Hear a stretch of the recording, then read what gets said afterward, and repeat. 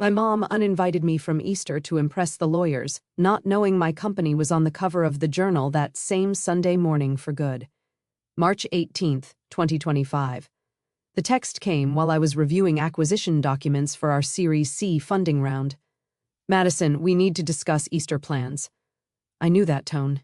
Even through text, I could hear the carefully measured words that preceded disappointment. What's up, Mom? Your sister Ashley is bringing Christopher to Easter brunch. He just made junior partner at Whitman and Cross, Harvard Law, summa cum laude. I waited. There was more coming. Madison, you understand this is important for Ashley's future. Christopher comes from a very prominent legal family. His father argued before the Supreme Court.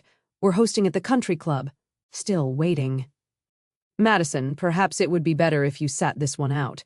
You know how these attorneys are, very achievement-oriented.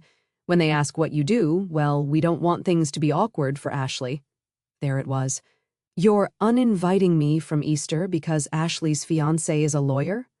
Not uninviting, just suggesting. You dropped out of law school, Madison. You work for some tech startup nobody's heard of. Christopher and his parents will be talking about cases, legal strategies, partnerships. You'll feel out of place. I looked at my office, floor-to-ceiling windows overlooking San Francisco Bay. My name on the door reading Madison Harper, CEO and founder. On my desk sat the March issue of Forbes with my company on the cover. Legal tech revolutionaries, the startups killing big law. I understand, I typed. You're not upset? No, Mom. Have a great brunch. We'll do something in May, just us girls, maybe lunch at that nice Olive Garden. You like the Olive Garden. I liked the Olive Garden. I hadn't eaten at an Olive Garden in 4 years, but that was their image of me. The daughter who peaked in undergrad and never quite figured out the next chapter. Let me back up 6 years. I graduated Princeton with a 3.9 GPA, double major in computer science and political science. Got into Yale Law, Harvard Law, and Stanford Law. Everyone assumed I'd pick Harvard. Dad went there, Ashley was already there. It was the Harper family tradition. I picked Stanford, moved to Palo Alto, made it through my first year with top marks. Then I had an experience that changed everything. Spring semester, I needed a document for a mock trial. Simple contract review. The law library charged students $200 for access to legal research databases. It took me 6 hours to find relevant case law, 6 hours of searching through archaic interfaces that looked like they hadn't been updated since 1995. I complained to my roommate, a CS PhD student. This is insane. We're training to be lawyers, and the tools are from the Stone Age. He pulled up the database. Madison, this is garbage code. I could build something better in a weekend. Then why doesn't someone? Because lawyers don't know tech and tech people don't know law. You know both. That night, I couldn't sleep. I kept thinking about it. Legal research was a $10 billion industry built on subscription models that charged firms $400 to $1,500 per attorney per month. The technology was deliberately opaque to justify the cost, and it was all completely unnecessary. I could build something better. I dropped out of Stanford Law 3 weeks before finals. Dad didn't speak to me for 6 months, Mom cried. Ashley called me the family embarrassment. I moved into a studio apartment in San Francisco with my roommate, Chin Lee. We maxed out credit cards, lived on ramen, and built the first version of LexAI, an artificial intelligence platform that could do legal research in minutes instead of hours at 1/10 the cost. The first year was brutal. Law firms wouldn't meet with us. You're a dropout and a CS student. What do you know about legal research? Investors laughed us out of meetings. Legal tech? Lawyers hate change. Good luck with that. My family stopped asking about my life. At Thanksgiving, year 1, Ashley was in her 2nd year at Harvard. The family couldn't stop talking about her law review position, her summer associate offer at Whitman and Cross, her networking with federal judges. Mom turned to me. Madison, are you still working on your little project? We just signed our first client, a small firm in Oakland. How nice. Her tone said it wasn't nice at all. Ashley, tell us more about the Whitman and Cross partner you impressed. Dad leaned in. Maybe you should go back to school, Madison. It's not too late. I could make some calls, get you into a good program. I'm building a company, Dad. You're wasting your Princeton degree on a fantasy.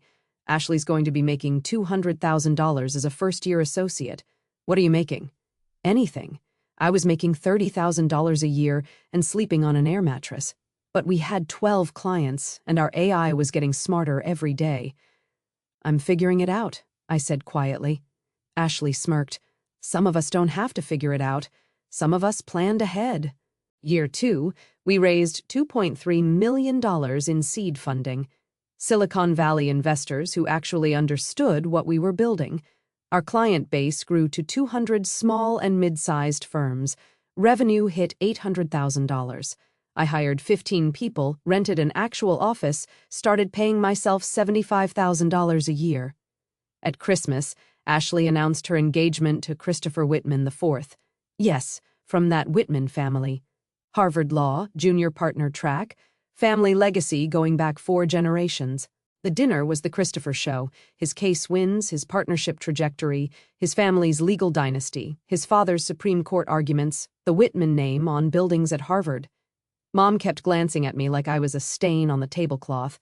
When Christopher politely asked what I did, Ashley jumped in.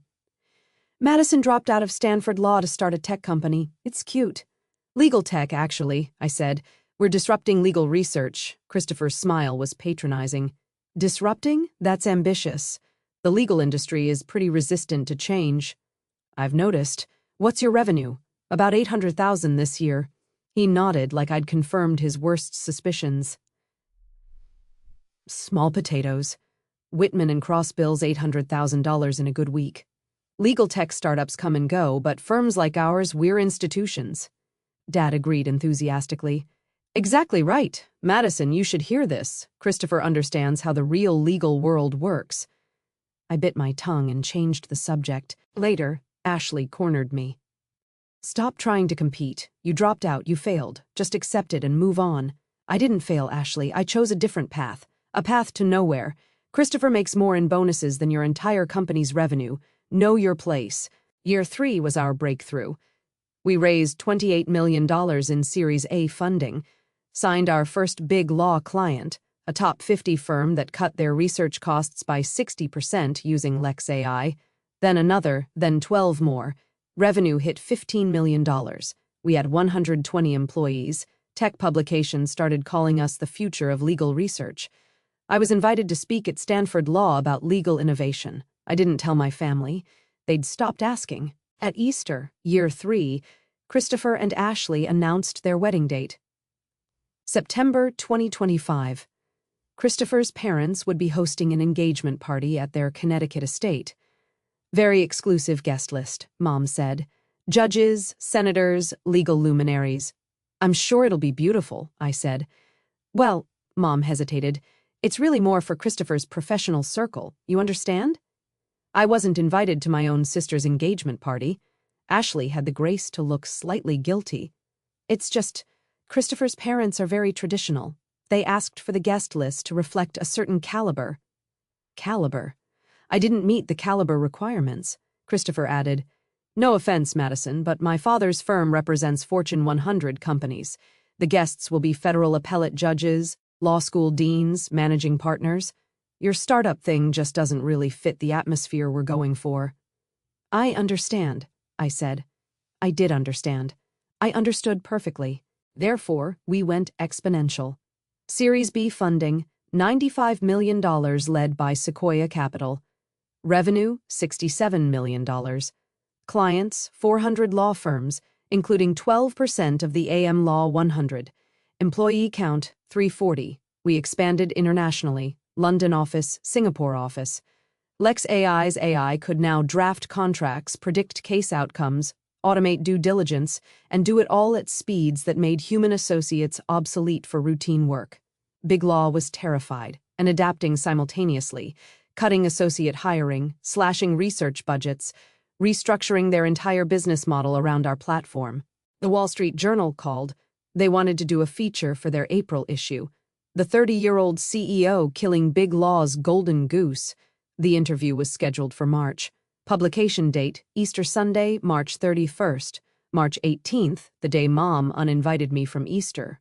I sat in my office reading her text. Your father and I want to make a good impression. When they ask what you do, we don't want things awkward. Chinley knocked and entered. Wall Street Journal photographer is here for your cover shoot.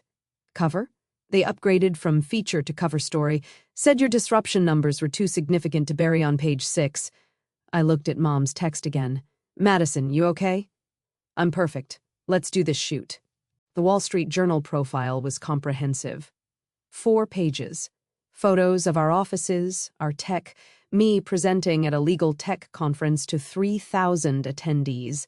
The headline, Legal Tech CEO Disrupts $50 billion industry, How Madison Harper's AI Destroyed Traditional Legal Research and Made Big Law Obsolete. Key quotes from the article, Harper's Lex AI has single-handedly forced the legal industry to confront technological irrelevance. Firms that once charged $400 per hour for junior associates to do research now use AI that works faster, cheaper, and more accurately. With $67 million in revenue and 400 major firm clients, Lex AI is valued at $580 million in the private market. Industry analysts predict a $2 to $3 billion valuation if Harper takes the company public. Her AI has eliminated an estimated 8,000 legal research positions while making legal services 60% more affordable for clients. Harper is unapologetic. If your job can be done better by an algorithm, you should learn to build algorithms. The article mentioned I dropped out of Stanford Law, but it framed it as visionary. While her classmates studied for the bar exam, Harper was building the technology that would make much of what they were learning obsolete. There was a sidebar, How Lex AI Works, with technical specifications that made our AI sound like science fiction, and photos, me in our server room, me with Chin Lee, me speaking to the California Bar Association about the future of legal practice. The issue was scheduled to hit doorsteps Easter Sunday morning, March 30th, the day before Easter. My phone rang. Ashley, first time she'd called in 8 months. Madison, I need to ask you something. What's up? Christopher's firm. They've been talking about some legal tech company that's destroying their research department, cutting associate positions. His dad is furious. Okay. Is that your company? Are you the one doing this? I smiled. Why do you ask? Because Christopher's father is having an emergency partners meeting about the Lex AI threat. They're trying to figure out how to compete. Are you Lex AI? I'm the CEO and founder, yes. Silence. Long silence. Ashley, you're the one putting attorneys out of work. Christopher's firm just laid off 30 associates because of your AI. Did Christopher make partner yet? What? No, he's still on track, but then tell him to learn to code. The legal industry is changing whether Whitman and Cross likes it or not. Madison, this isn't funny. Christopher's family has been in law for 4 generations. You're destroying that. I'm destroying inefficiency. If Whitman and Cross adapted instead of resisted, they'd be one of our clients, making more profit with lower overhead. But they're stuck in 1985, charging clients $400 an hour for work an AI can do in 4 minutes. You sound proud of yourself. I am. We've made legal services affordable for middle-class clients who could never afford big law before. We've eliminated billing fraud. We've made the law more accessible. Yeah, Ashley, I'm proud. Mom uninvited me from Easter because I'd embarrass you in front of Christopher's family, so I don't really care what Mom thinks. She hung up. I went back to work. We had a product launch Tuesday. Easter drama wasn't my priority. Easter Sunday, March 31st. I spent the morning in my Pacific Heights apartment, the 3-bedroom condo I'd bought for $4.2 million in cash last year. Had breakfast on my terrace overlooking the Golden Gate Bridge. Did yoga. Caught up on emails from our London office. At 10:47 a.m., my phone started ringing. Dad, declined. Christopher, that was new, declined. A number I didn't recognize with a Connecticut area code, probably Christopher's father, declined. The voicemails were spectacular. Dad. Madison, I'm holding the Wall Street Journal. You're on the cover. You're a CEO. Why didn't you tell us? Call me back immediately. Mom. Sweetheart, everyone at brunch is asking about you. Christopher's father is here and he's very upset about your company. We need to talk about this. Why didn't you mention you were in the Wall Street Journal? Ashley. Madison, you've humiliated us. Christopher's father is furious. He's saying you're single-handedly destroying the legal profession. How could you do this to us? Christopher. Madison, we need to discuss your company's practices. My father wants to meet with you. Call me back. Unknown number. A refined, angry voice. Miss Harper, this is Christopher Whitman III. We need to have a serious conversation about your company's predatory impact on the legal industry. Call my office Monday morning. I poured a mimosa and read the texts. Ashley. Everyone is staring at you. Ashley, Christopher's dad is livid. Ashley, Mom is crying. Ashley, how long have you been planning this? Mom, why didn't you tell us you were successful? We could have been supporting you. Dad, the managing partner of Christopher's firm is at our table. He's asking very pointed questions about you. Call me. Ashley, you did this on purpose. You planned this to ruin my Easter. I texted back to the family group chat, Happy Easter. Enjoy brunch. Then I muted the conversation. At 2 p.m., my doorbell rang. I checked the camera. Mom, Dad, and Ashley. They'd driven from the country club directly to San Francisco, still in their Easter outfits. I almost didn't answer, but curiosity won. Madison, Mom rushed in, eyes red from crying. Why didn't you tell us? Dad was holding the Wall Street Journal like it was evidence at a trial. You're worth $580 million?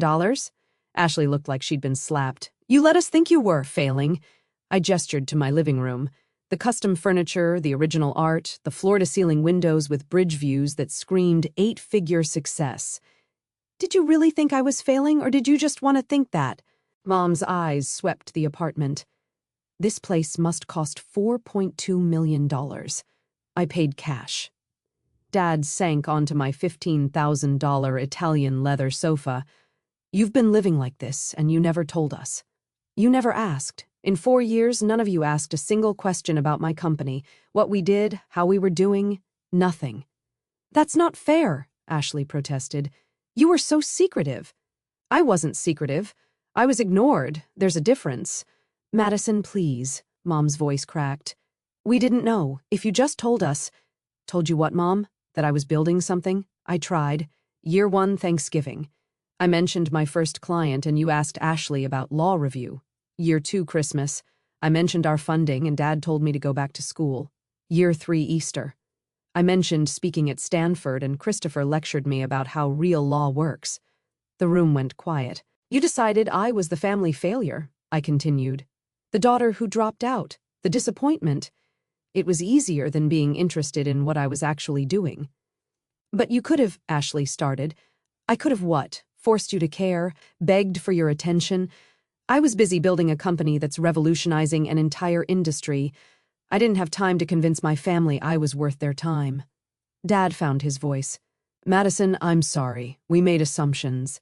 But you have to understand, Ashley was at Harvard getting on law review, landing these prestigious positions. And I was building something that makes law review obsolete. But you couldn't see that because you were too busy being proud of Ashley's conventional success to notice my unconventional success was bigger. Ashley's face flushed. Bigger? You're destroying the legal profession. I'm disrupting inefficiency. There's a difference. Christopher's father says you're putting good attorneys out of work. I'm putting inefficient business models out of work. Attorneys who adapt are thriving. The ones who refuse to evolve are struggling. That's called progress. That's called being ruthless, Ashley snapped. Do you know what it was like at brunch? Christopher's father reading about you, getting angrier with every paragraph, his partners asking me how my sister could betray the legal profession, Mom crying because she didn't know her own daughter was on the cover of the Wall Street Journal. Sounds uncomfortable. It was humiliating, weird. That's exactly how I felt when you uninvited me so I wouldn't embarrass you in front of Christopher's important lawyer family. That landed. Mom tried again. Sweetheart, we want to make this right. We want to be part of your success. We're proud of you. Are you? Are you proud of me? Or are you proud of the Wall Street Journal cover? Because those are different things. Both. We're proud of both. Then where were you 4 years ago when I was sleeping on an air mattress and eating ramen? Where were you 3 years ago when I signed my first major client? Where were you 2 years ago when we raised $95 million and I made the Forbes 30 Under 30 list? Mom blinked. You made Forbes 30 Under 30 2 years ago? I didn't tell you because you'd already made it clear you thought I was wasting my Princeton degree. Dad looked devastated. Madison, please. We made mistakes. We want another chance. To do what? Be proud of me now that other people are? Claim credit for my success when you spent 4 years dismissing it? Ashley cut in. This is vindictive. You're punishing us for not being mind readers. How are we supposed to know you were building something huge if you didn't tell us? You never asked. My voice echoed off the windows. In 4 years, Ashley, you never once asked me how my company was doing. You called it cute and my little project and told me to know my place. You uninvited me from your engagement party because I didn't meet Christopher's caliber requirements. You excluded me from Easter because my job would be awkward compared to Christopher's Harvard law pedigree. I didn't know. You didn't want to know. It was easier to have a dropout sister to feel superior to. I was your cautionary tale, the family failure who proved you made the right choices. The silence was suffocating. Here's what's actually happening, I said quietly. You're not here because you're proud of me. You're here because I made you look foolish in front of people you wanted to impress. Christopher's father read about how my AI is destroying firms like his, and now you need to do damage control. That's not true, Mom whispered. Isn't it? If that article had run on any other Sunday, would you be here, or would you still be avoiding me because I'm the daughter who doesn't fit your image of success? No answer. I thought so. Dad stood. What do you want from us, Madison? An apology? You have it. Recognition? You have it. What else? I want nothing, Dad. I genuinely want nothing. I have a company that's changing an industry. I have employees who believe in our vision. I have investors who valued my work at $580 million. I have respect from the people whose opinions actually matter to me. We're your family, Mom said. Are you? Because families show up. Families ask questions. Families support you before the Wall Street Journal tells them to. You're my relatives, but my family, that's Chin Lee, who believed in me when I was nobody. That's my team of 340 people who trusted me to build something revolutionary. That's the investors who saw potential when you saw failure. Ashley's phone buzzed. She glanced at it. Christopher wants to know if you'll meet with his father. No. Madison, please. Christopher's partnership review is in 6 months. If his father thinks our family connection to you is a liability, not my problem. How can you be so cold? I learned from the best. You were cold when you uninvited me from Easter. Mom was cold when she suggested I'd embarrass you. Dad was cold when he told me I was wasting my degree. I'm just matching your energy.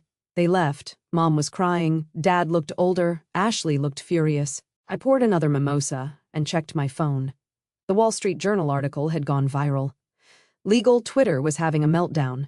Big law partners were writing think pieces about the death of traditional practice. Young attorneys were reaching out asking how to get jobs at Lex AI, and my family group chat was exploding. Ashley. I hope you're happy. Christopher's father is talking about the partnership being delayed because of family associations with legal industry disruptors. Mom, please call us. We can work this out. Dad, your sister's career is at stake. Can you at least meet with Christopher's father? I typed a response, then deleted it, typed another, deleted it. Finally, I uninvited myself from this conversation 4 years ago. You just didn't notice until now. Then I left the group chat. April 2nd, my assistant knocked on my office door. There's a Christopher Whitman III here to see you. He doesn't have an appointment, but he's insisting. Send him in. Christopher Whitman III was exactly what I expected. Silver hair, $5,000 suit, presence that filled a room. The kind of man who'd argued before the Supreme Court and expected everyone to remember it. Ms. Harper, thank you for seeing me. I'm curious what you want to say. He sat without being invited. I'll be direct. Your technology is destroying the business model my family has built over 4 generations. Associates we've trained are being laid off. Research departments we've invested in are obsolete. You're dismantling the legal profession. I'm dismantling inefficiency. The legal profession will adapt. You're 29 years old with no law degree, and you're lecturing me about the legal profession. I have a Princeton degree in poli-sci, 3 years of law school, and I built an AI that does legal research better than any associate at Whitman and Cross. So yes, I'm lecturing you. His jaw tightened. I want you to understand what you've done to my family. My son's partnership is now in jeopardy because of his association with you through your sister. My firm has lost $40 million in research billings. We've had to restructure our entire associate program. And your clients are paying 60% less for better work. You're welcome. This isn't a joke, Ms. Harper. I agree. It's not a joke, it's the future. Firms like yours can adapt and thrive or resist and become obsolete. That's your choice, not mine. I want you to slow down. Give the industry time to adjust. I almost laughed. You want me to sabotage my company so you can protect your outdated business model? I'm asking you to show some professional courtesy. Like the courtesy your son showed my sister when he told her I didn't meet the caliber requirements for their engagement party. Like the courtesy my family showed when they uninvited me from Easter so I wouldn't embarrass them in front of you. He blinked. I don't know what you're talking about. Of course you don't. You've been too busy being outraged by my success to notice how your son treated my sister's family. Here's what's actually happening, Mr. Whitman. You want me to fail so you don't have to change. But I'm not failing. I'm succeeding spectacularly. And you have two choices. Become a Lex AI client and cut your research cost by 60%, or keep resisting and watch younger, smarter firms eat your lunch. You arrogant. I prefer confident. Now, if you'll excuse me, I have a meeting with 3 a.m. Law 50 firms who are ready to enter the 21st century. He stood. Christopher is going to leave your sister. Then he'd be doing her a favor. A man who bases his relationship decisions on his father's business grievances isn't worth marrying. You're going to regret this. I regret nothing. I built something revolutionary while people like you told me it was impossible. I succeeded while my own family dismissed me. I'm on the cover of the Wall Street Journal while you're having a tantrum in my office. The only thing I regret is not realizing sooner that your approval was worthless. April 15th, Ashley called. Christopher broke up with me. I waited. His father said marrying into a family with legal industry antagonists would damage his partnership prospects. So he ended it. 4 years, Madison. 4 years of my life gone because you couldn't just be normal. Ashley. No, I need you to hear this. You destroyed my relationship. You humiliated our parents. You made me look like a fool at my own Easter brunch. And for what? To prove you're smarter than everyone? To get revenge? I didn't do anything to you, Ashley. I built a company. That's it. You timed that article for Easter on purpose. The Wall Street Journal set the publication date. I didn't even know it would be Easter until a week before. I don't believe you. I don't care. Ashley, your fiancé dumped you because his father can't adapt to industry change. That's not my fault. That's Christopher choosing his father's approval over you. You should be angry at him, not me. Everyone at the country club saw that article. Everyone knows you're my sister. They're all asking why you're trying to destroy the legal profession. I'm not destroying it. I'm evolving it. And if your country club friends can't tell the difference, maybe you need better friends. You've always been jealous of me. Admit it. You dropped out of law school because you couldn't compete with me. Ashley, I dropped out because I saw a $50 billion industry ripe for disruption, and I had the skills to do it. Your law review position is impressive. My $580 million company valuation is transformative. Those aren't the same thing. I hate you? No. You hate that I'm successful in a way you didn't predict and can't control. You hate that your conventional path didn't make you special. You hate that the sister you dismissed is now more successful than you'll probably ever be. She hung up. The Series C funding closed. $240 million led by Andreessen Horowitz. Post-money valuation, $2.3 billion. Lex AI now had 800 law firm clients. Revenue was projected to hit $180 million by year-end. We employed 680 people across 7 countries. I was named to the Forbes 30 Under 30 Hall of Fame. Time magazine put me on their Next Generation Leaders list. Harvard Law invited me to give the commencement address, ironic considering I dropped out of Stanford Law. My parents sent a card. Congratulations on your success. We're very proud. Love, Mom and Dad.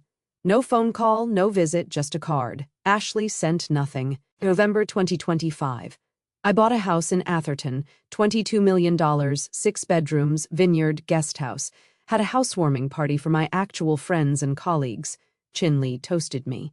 To the woman who dropped out of law school to kill law school, you're a legend. my head of product, to Madison, who saw the future and built it, my general counsel, a former Whitman and Cross partner who jumped ship when he saw which way the wind was blowing, to disruption, evolution, and making the law accessible. Someone asked if my family was coming. "This is my family," I said, raising my glass to the room. The people who believed in me when I was a dropout with a crazy idea. The people who worked 80-hour weeks to build something revolutionary. The people who didn't need the Wall Street Journal to tell them I was worth knowing. Later, on my terrace overlooking the valley, Chin Lee found me. "Any regrets?" I thought about Mom's text uninviting me from Easter, Ashley calling my company cute, Christopher lecturing me about how real law works, Dad telling me I was wasting my Princeton degree. "No," I said, "you can't regret outgrowing people who were never going to grow with you." "Cold," she observed. "Honest," I corrected. My phone buzzed. Mom, from a number I hadn't saved. "Madison, your Aunt Carol saw you on Time magazine. She asked why we haven't mentioned you. Can we talk?" I deleted the message. "Family?" Chin Lee asked. "No," I said, "just people who wanted front row seats after the show was over." I looked out at the valley, at the companies being built, the futures being created, the old models being destroyed by better ones. My company was valued at $2.3 billion. I'd revolutionized an industry. I'd made legal services accessible to millions who could never afford them before, and I'd done it all without my family's support, approval, or belief, which meant I didn't need any of those things now.